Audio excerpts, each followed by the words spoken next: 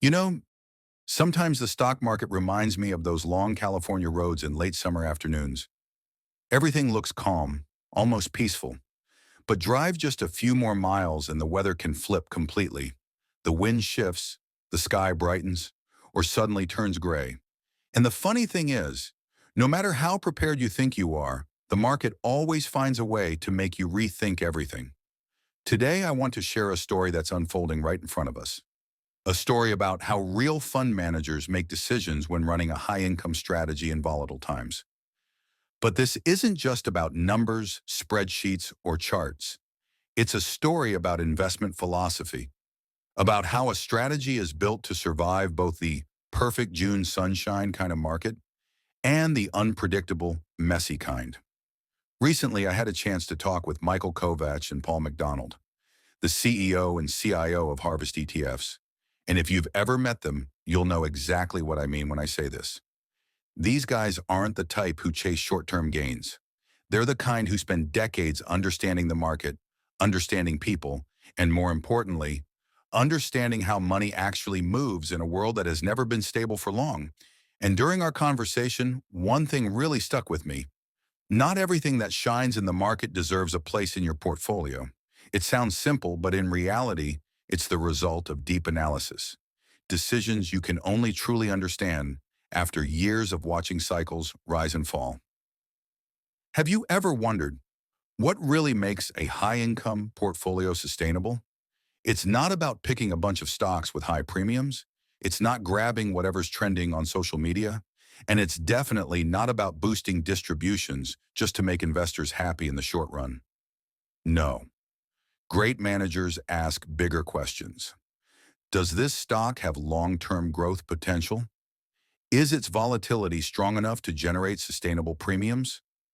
Does it diversify and lift the portfolio, or just make it noisier? And that's the philosophy behind HHIS, Harvest High Income Shares. A strategy many people oversimplify. It's just covered calls to generate income. But let's be honest, if it were that simple, everyone would already be rich from covered calls, right? Picture this. When the market is choppy, like waves hitting the shoreline nonstop, some managers just stand still, waiting for calm. But Harvest does something different. They track the market intraday, hour by hour, move by move. Not because they're day trading, but because small windows of opportunity pop up, sometimes only lasting a few hours. A friend of mine in asset management in New York once told me, in investing, the difference between success and failure often comes down to tiny decisions made at the right moment. I think that perfectly captures Harvest's approach. When Palantir ran up, they didn't let emotions take over. They trimmed it. When Eli Lilly got sold off, they didn't panic. They bought more. That's the kind of discipline you only get from living through enough market cycles. And let's talk about covered calls for a moment. A lot of people think of it as some income machine, but anyone who's actually written covered calls across different stocks knows not all stocks generate premiums the same way. And premiums aren't always strong enough to support the distribution you want. Market volatility, interest rates, investor expectations, everything shifts the results. And Harvest understands this better than anyone. They don't chase short-term premiums. They don't raise distributions just because one month looks great. They wait. They wait for premiums that are sustainable. They wait for clearer price trends because they know what investors hate the most isn't low distribution, it's inconsistent distribution. An older investor once told me, I don't need my portfolio to surprise me every month. I just need it to keep its promises. And I believe that's exactly what Harvest wants for HRHIS holders. But today's story isn't just about strong names like AMD, Google, or NVIDIA. Markets always have outliers, like MicroStrategy, MSTR, a stock that can drop 60% and still generate huge premiums thanks to volatility that almost feels unreal. But that volatility is also a warning. Premiums aren't always the answer. If volatility falls or the stock fails to recover, today's good premiums can disappear overnight. That's why Harvest checks leverage twice a day. To make sure of one crucial thing, they never pay distributions by eroding capital. That kind of discipline is rare in today's market, and I want you to truly understand this.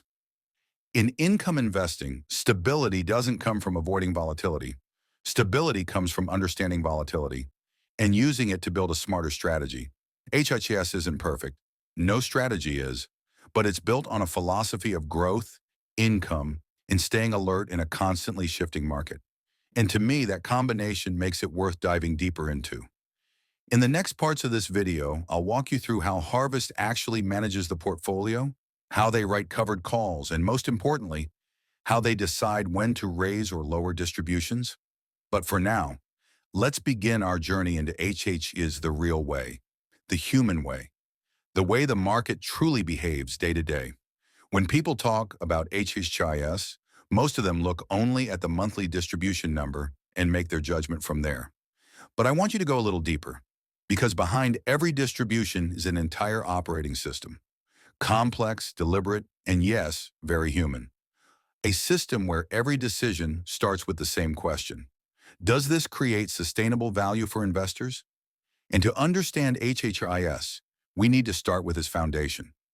19 single stock ETFs, but not 19 random names. I always tell my clients, the market doesn't reward randomness.